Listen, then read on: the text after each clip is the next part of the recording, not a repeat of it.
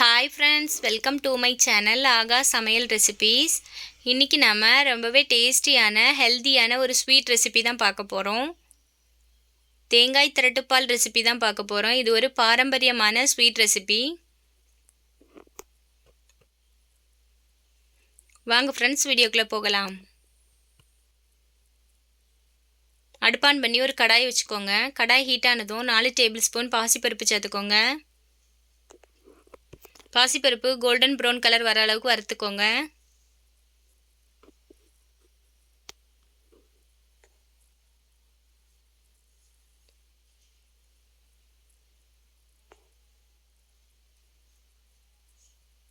பருப்பு ஓரளவுக்கு கலர் மாதிரி வந்திருக்கு.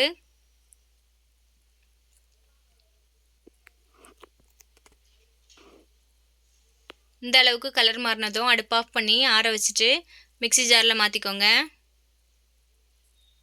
இப்போ இதை ஒரு பவுடரை அரைச்சி எடுத்துகிட்டு வந்துடுங்க.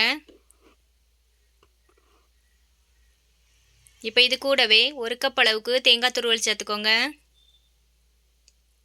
1 கப் அளவுக்கு தண்ணி சேர்த்து நல்லா ஃபைன் பேஸ்ட்டாக அரைச்சிட்டு வந்துடுங்க.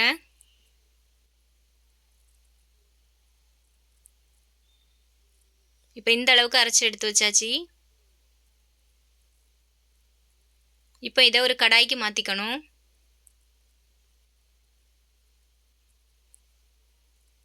இப்போ இது கூடவே 1 கப் அளவுக்கு தண்ணி சேர்த்து நல்லா மிக்ஸ் பண்ணி கொடுத்துக்கோங்க. நான் மிக்ஸி ஜாரில் 1 கப் அளவுக்கு தண்ணி சேர்த்து நல்லா அலசிட்டு சேர்த்துருக்கேன்.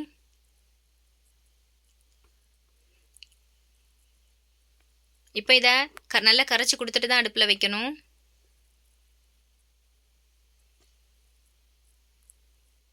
இப்போ அடுப்பான் பண்ணி மீடியம் ஃப்ளேமில் வச்சுட்டு இதை நல்லா மிக்ஸ் பண்ணி கொடுத்துட்டே இருங்க.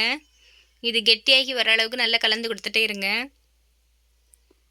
இப்போ ஓரளவுக்கு தண்ணி வற்றி வந்திருக்கு.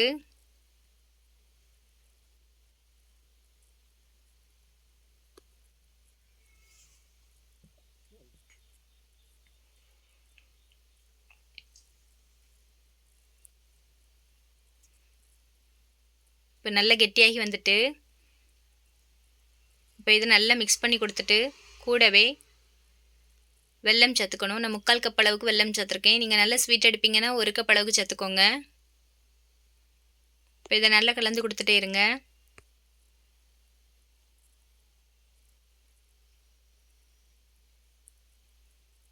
இப்போ இது கூடவே 1 டீஸ்பூன் ஏலக்காய் தூள் சேர்த்து நல்லா மிக்ஸ் பண்ணி கொடுத்துக்கோங்க.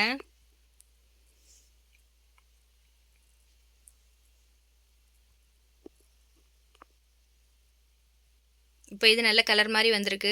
இப்போ இந்த ஸ்டேஜில் நெய் வேணும்னா 1 டீஸ்பூன் சேர்த்துக்கலாம். நான் நெய் சேர்க்கலை. நம்ம தேங்காயிலேருந்தே நல்லா எண்ணெய் விட்டு வரவங்கனால நெய் சேர்க்கலை. இது நல்லா கலந்து கொடுத்துட்டே இருங்க. நீங்கள் அல்வா ஸ்டேஜில் எடுப்பீங்கன்னா இந்த ஸ்டேஜில் ஆஃப் பண்ணிக்கலாம். நான் பீஸ் போடுற அளவுக்கு இன்றைக்கி எடுக்க போகிறேன். அதனால் நல்லா கெட்டியாக அளவுக்கு மிக்ஸ் பண்ணி கொடுக்கணும். இப்போ இது ரெடி ஆகிடுச்சு. இப்போ அடுப்பு ஆஃப் பண்ணிவிட்டு ஒரு ட்ரேயில் பட்டர் ஷீட் விரிச்சிருக்கேன். அதில் நம்ம திரட்டிப்பாலை சேர்த்து ஆற வச்சுட்டு பீஸ் போட்டுக்கோங்க.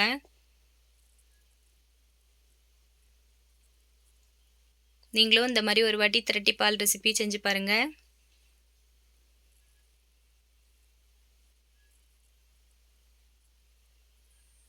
தேங்க்யூ.